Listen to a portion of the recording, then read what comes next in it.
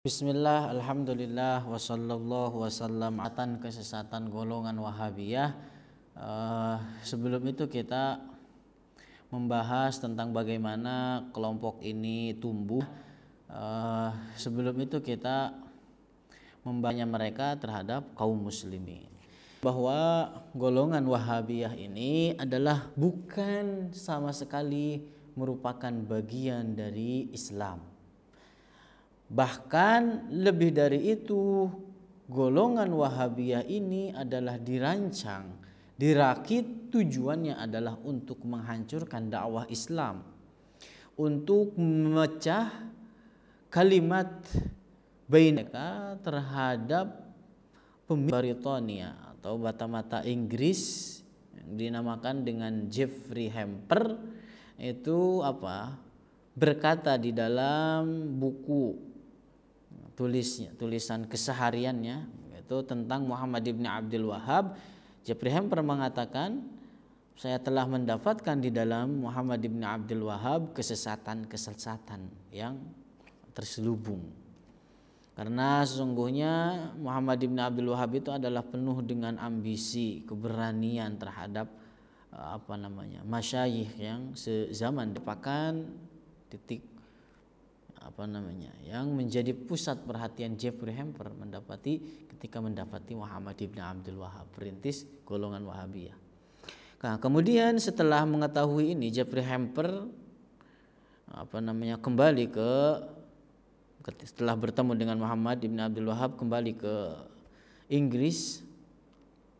Dan sebelum kembali, seperti biasa, Muhammad ibn Abdul Wahhab dibekali duit, dibekali harta, kemudian tunggangan, hewan tunggangan agar kembali istilahnya menyambung dengan, tetap ada hubungan dengan jasus Inggris Jeffrey Hamper. Kemudian setelah dilaporkan Jeffrey Hamper oleh Jeffrey Hamper kepada Rais al-Inggris, mereka menetapkan bahwa Muhammad ibn Abdul Wahhab adalah sebagai alat untuk mereka, kemudian alat untuk menghancurkan Islam dari dalam. Hingga akhirnya mereka menetapkan bahwa Muhammad ibn Abdul Wahhab lebih dari itu juga dibekali dengan gelontoran dana, kemudian senjata untuk menetapkan apa yang jadi tujuan mereka dan golongan Wahabiyah. Nah, inilah yang terjadi. Kemudian jadi Inggris itu menyiapkan negara, menyiapkan taktik untuk pergi haji. Karena ini dulu juga pernah terjadi. Pernah terjadi. Itu yang kemudian yang ketiga adalah tidak mau taat terhadap khalifah. Kemudian menyiapkan pasukan perang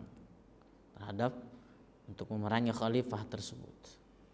Kemudian yang keempat adalah menghancurkan kuburan, tempat-tempat yang di dalamnya terdapat keberkahan menurut kaum muslimin, baik di Mekah ataupun di Madinah dan daerah-daerah lain yang mungkin untuk bisa dihancurkan. Dan ini terjadi sampai sekarang. Berapa banyak makam para ulama yang dihancurkan oleh golongan Wahabiyah.